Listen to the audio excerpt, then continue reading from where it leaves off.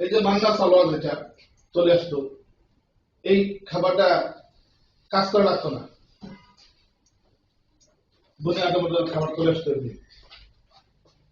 এবং কয়েকদিন খাওয়ার পরে বলতেছে কি যে একটা পেঁয়াজ দিলে ভালো হতো, একটা রসুন দিলে ভালো হতো, লবণ কম হয়েছে।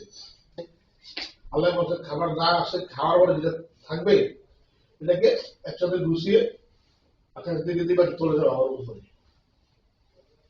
আবার টাইমলি খাবার আসবে। শয়তান এসব বলতেছে আরে প্রতিদিন তো খাবার দেয়, যদি একবেলা খাবার না দেয় তো খালি করতে দেখা দে সঞ্চয় করে রাখ। এই সঞ্চয় করতে গিয়ে পরে কিন্তু কপালে দুঃখটা আনি ধরা। এই এরপরে কিন্তু আজকে পর্যন্ত কাজ ছাড়া একদম লোকে খাবার খেতে পারবে না, আল্লাহ কিন্তু ওরা পারবে না। আপনার রিজিক আপনি অনুসন্ধান করে নিতে হবে। এই জন্য আল্লাহ হাত দিয়েছে, পা দিয়েছে, চক্ষু দিয়েছে, সবকিছু দিয়েছে। পাখির তো বাড়ি, বন্ধু বান্ধব, টাকা জমি আছে তার, তাহলে সে তো না খেয়ে থাকে না। কিন্তু সৃষ্টির শ্রেষ্ঠ যে আশরাফুল মাখলুক, আশরাফুল মাখলুক সৃষ্টির শ্রেষ্ঠ জীব কেন না খেয়ে থাকবে? এই জন্য দায়ী কে? যে না খেয়ে থাকে একমাত্র সে। আমি না খেয়ে থাকার জন্য আমি দায়ী। আবার যদি আমি বিরিয়ানি খাই, এটার কৃতিত্ব আমার। এই জন্য আমরা ওই যে ওয়াজে গেলাম, ওয়াজ শুনলাম, নামাজ পড়লাম না। ওয়াজে বলছে তুমি সুদ ছাড়ো, ঘোষ ছাড়ো, জিনা ছাড়ো, ব্যভিচার ছাড়ো। যেখানে জিনা চলে, ব্যভিচার চলে, তার কাছে ধরে যাবে না। আমরা ওই পাশে আড্ডা ধরি, ওখানেই গল্প করি। তাহলে আল্লাহর কথা বিপরীত চলে গেলাম কিনা? থাকবো না, থাকবে কি? তাকে তো আমাদের থাকার কথা। তো এই জন্য ট্রেনিং আমরা করতেছি। ট্রেনিং হচ্ছে কলা পশুরা ওয়াশ করে, কলা পশুগুলো দ্বারা সালাদ কিভাবে করতে হবে, কিভাবে সালাদ পূর্ব প্রস্তুতি কি, পাক এবং পবিত্র হতে হবে, তার আগে কাজ কি, ঘুষ ছাড়তে হবে, সুদ ছাড়তে হবে, হ্যাঁ, সকল অন্যায় ছেড়ে দিতে হবে, নিজের যত আমি দিতে হবে। যখন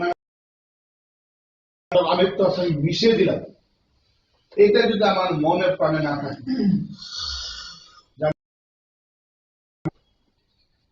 আমি আত্মসমর্পণ করলাম আল্লাহর কাছে, এটা যদি আমার মনের প্রাণে রিয়েলাইজেশন না আসে, আপনি বলবেন যে আপনার সালাত হবে, হবে কি হবে না একটু বুঝাবেন। যখন আমি সালাতে দাঁড়াইছিলাম তখন আমি আল্লাহর হুকুম পালন করতেছি, আমার আল্লাহর সামনে আছে। আমি যা চিন্তা করছি, যা বলছি, যা বলবো, যা চিন্তা করব, যা অতীত হয়েছে বা যা এখন হচ্ছে, যা ফিউচারে হবে, এই মুহূর্তে আমি কবরে যেতে আপনি হ্যাঁ, আমি মানে কি গোসল দিবে, দাফন দাবার চলবে, এরপরে কবরে আমার সবে সবে সকল দরজা আমার সব বিশাল এক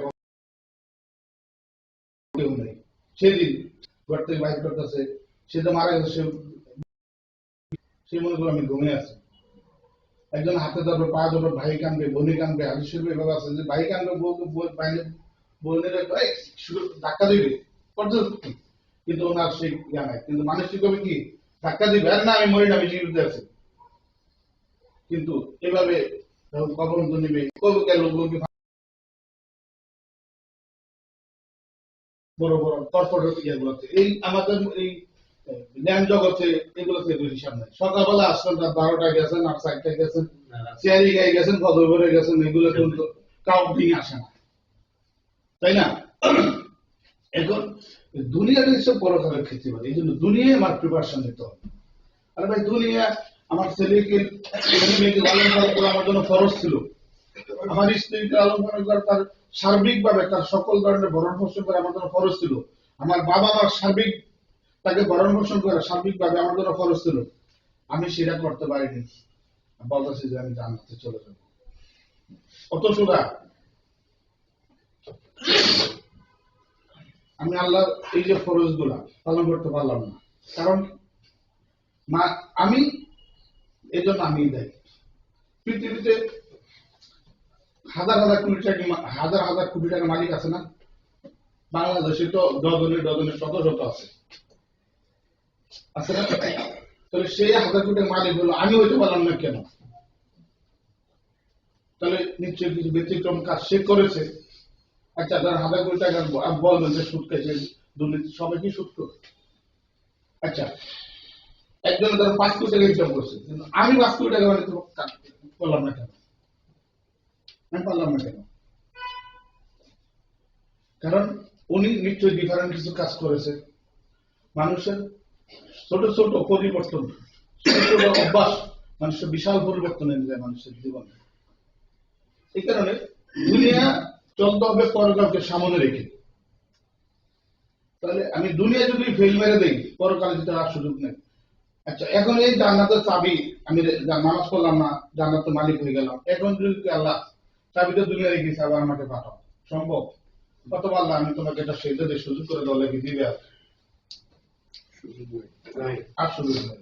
এগুলা অনেক আগে থেকে আল্লাহ কি করছে, এই প্রশ্নগুলা আউট করে দিয়েছেন। কি কি প্রশ্ন করবেন, কি কি কাজ করবেন, কবরে নিলে কি হবে, প্রথম দিনেই কবর 40 জন দূরে চলে আসবো, কবর দিয়ে মাটি দিয়ে, এরপরে তো আমার হিসাব কিতাব শুরু হয়ে যাবে। কেমন তোমার জিজ্ঞাসা করবে না, সওয়াব শুরু করবে, মুনকার নাকির আসবে। তাহলে এখন দেখেন এই যে এই বিষয়গুলা, তাহলে এগুলো আল্লাহ তাআলা অনেক আগে থেকে কি করছে, সেটেল করে ফ্লাশ করে দিচ্ছে, প্রকাশ করে দিচ্ছে। বিসিএস ক্যাডার যারা, তারা বিশেষ পরীক্ষা দেবে, প্রশ্নপত্র আউটের জন্য কোটি কোটি টাকা দেয়, তাও যদি পরীক্ষার আগের দিন জানে, তাও কোটি কোটি টাকা দিচ্ছে। আর আল্লাহ তাআলা আপনাকে আমাকে দুনিয়া পাঠানোর আগে ফ্লাশ করে দিচ্ছে, প্রশ্ন আউট করে দিচ্ছে। এখন সেই প্রশ্ন আউট করে দেওয়ার পর যদি আমরা এই প্রশ্ন যদি লেখাপড়া না করি, কখন পরীক্ষা পাস করা যাবে? আমাদের অবস্থা সেরকম। যাও, এখন যে বিষয়টা বলতেছিলাম, এখন এই যে গত একটা বছর 12টা মাস আমরা কে কি করেছি, এই জন্য আমি কি করেছি আমার থেকে বেশি কেউ জানে না, আর আল্লাহকে ছাড়া। আল্লাহ তো সবকিছু ওয়াকিবহাল, অলওয়েজ আল্লাহ প্রেজেন্টেড, অলওয়েজ প্রেজেন্টেড, এটা তো আছে। কিন্তু আমার অনেক কিছু কাজ আছে যেগুলো আমার পরিবারের কেউ জানে না, কিছু অন্যায় করেছি, কিছু ভালো কাজও করেছি, কেউ জানে না, আমি জানি। এই জন্য আমি আমাকে নিজের বিবেকের কাঠগড়ায় দাঁড় করে যাবো, আমি গত 1 বছর কি করলাম। আমি যদি এবছর মৃত্যু হয়, তাহলে আমি আমার কবরে গেলে কি হবে, এটা নিজেকে রাখবেন। আরেকটা বিষয় যে এই যে ব্যবসা, আমি অনেককে দেখেছি, 1 বছর আগেও দেখছি অফিসে আসে, এখনো আসে, 6 মাস আগে, 3 মাস আগেও দেখছি আসতেছে, এখনো আসতেছে। কিন্তু রেজাল্ট কতটুকু আসছে, যারটা সে ভালো জানে। এখন কারণ কি? ধরেন আমি অজু করলাম, নামাজ পড়লাম, অজু করে মসজিদের কাছ থেকে ঘুরে গেলে চলে আসলাম, মসজিদেও গেলাম, ঘুরে গেলে চলে আসলাম, নামাজ পড়লাম না, লাভ হলো? তো আমরা এখানে ট্রেনিং করি, অফিসে আসি, কিন্তু একসাথে না গেলে, প্রজেক্ট ভিজিট করে না, গেস্ট প্রেজেন্টেশন আনি না, তাকে গেস্ট নার্সিং করা যেটা ফলো আপ করা করি না, তাহলে কি রেজাল্ট আসবে? আমরা কি বলি জানেন, যে আল্লাহ আসলটাকে মালিক হয়ে দাও। আমি কিন্তু কাজটা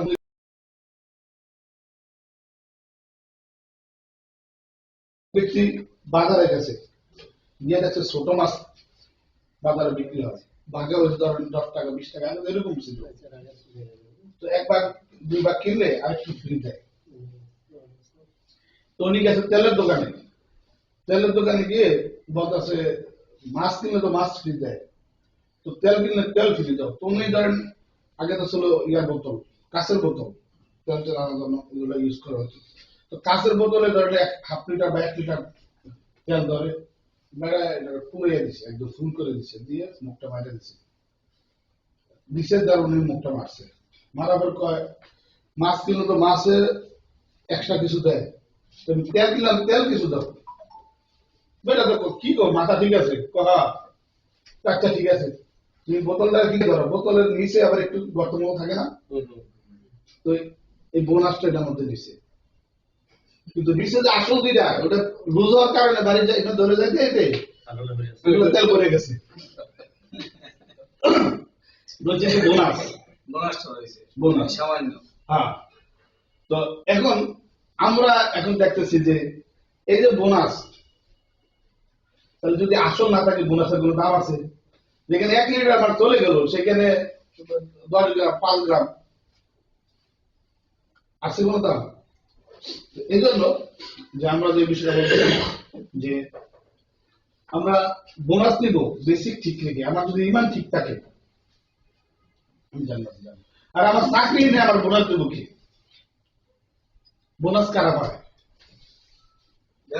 যারা নিয়মিত চাকরি করে এবং তারা 2টা ঈদ থাকে, ঈদে আবার সেখানে আছে শর্ত আছে না, কমপক্ষে কারো 12 মাস, কারো 6 মাস, 6 মাসের নিচে হলে সে পায় না, বোনাস পায় না। 6 মাসের বেশি হলে সে মূল বেসিকের 50%। আবার যে 1 বছর পার হয়ে গেল তার বেসিক সমান, এরপর তো এইভাবেই চলে, তাই না? এখন যদি আমার চাকরি না থাকে আমাকে কেউ বোনাস দেবে? আমার যদি ইমানে না থাকে, আমি যত কাজই করি, আমি একটা কাজ করি না, চাকরি করি না, আমি কিন্তু রিজেন দিয়ে দিছি। রিজেন দিয়ে এবার ইউনিভার্সিটি কর্তৃপক্ষের সাথে ওনারা যেখানে যা করে জমি কিনবো, আমি তাদেরকে জমি দিচ্ছি, যেখানে যা দরকার দিচ্ছি। আচ্ছা, আমার কোন এখানে কোনো লাভ হবে?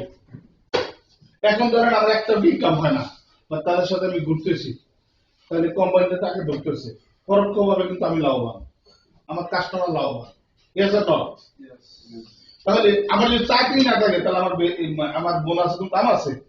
এই জন্য বেসিক যে বিষয় রয়েছে সেটা হচ্ছে বেসিক হচ্ছে যে আমার ইমান যদি থাকে সবাই জান্নাতে যাবে, কেউ 2 দিন আগে, কেউ 2 দিন পরে, একজন লোক কি জাহান্নামে যাবে না। তো ইমানটা, এই জন্য ইমান থাকার জন্য শর্ত হচ্ছে শিরক মুক্ত, কুফর মুক্ত ইবাদত হতে হবে, ব্যাঘাত মুক্ত ইবাদত হতে হবে। আচ্ছা, এখন এটা আমরা পরকালের যে বিষয়টা বললাম, তাহলে আমরা মনে করি কি যে দুনিয়াটাও আলাদা, পরকালটা আলাদা না। দুনিয়াতে যদি আপনি হেরে যান, পরকালে জিতার কোনো সুযোগ নেই। আমি নামাজ চললাম না, আমি দান সাকাত করছি, সব করেছি, আমি জান্নাতের মালিক হয়েছি। আসসালাতু মিফতাহুল জান্নাহ, সালাত কি তার চাবি। এখন আমি ধরেন নামাজও বললাম না, তার মানে কি চাবি দুনিয়া রেখে চলে গেলাম, জান্নাতের মালিক। এই পুরো অফিস আমাকে দিয়েছে সারা, তালা কিন্তু খোলে নাই। আচ্ছা, এই অফিস দিয়ে আমার কোনো লাভ হবে না, করলাম না। তা জান্নাত পুরো পৃথিবীর 70 গুণ বেশি, সর্বনিম্ন জান্নাত যেটা পুরো পৃথিবীতে 70 গুণ বড়, সর্বনিম্ন জান্নাত যেটা, ধর এগিয়ে দিল আমাকে, আর বড় বলে বাদ দিলাম, জান্নাতুল ফেরদৌস সবচেয়ে বড়টা ছোটটাই দিল অথবা বড়টাই দিল, আমার লাভ কি? আমি তো চাবি রেখে গেছি। চাবির যে দুনিয়া থাকা অবস্থায় আমি সালাত আদায় করতে হবে, নামাজ পড়তে হবে, বেসিক ঠিক করতে হবে আগে। বেসিক যদি ঠিক করেন তাহলে আপনি কাজ, ধরেন আমার বেসিক ঠিক আছে, 8টা 5টা ডিউটি বা 9টা 5টা ডিউটি আমি করেছি, এরপরে যদি বেশি করতে পারি করলাম এক্সট্রা ইনকাম পাবো, এটাকে বলে ওভারটাইম। আমরা সংক্ষিপ্ত বলি ওটি, যারা বিদেশ করছে তারা বলে ওটি।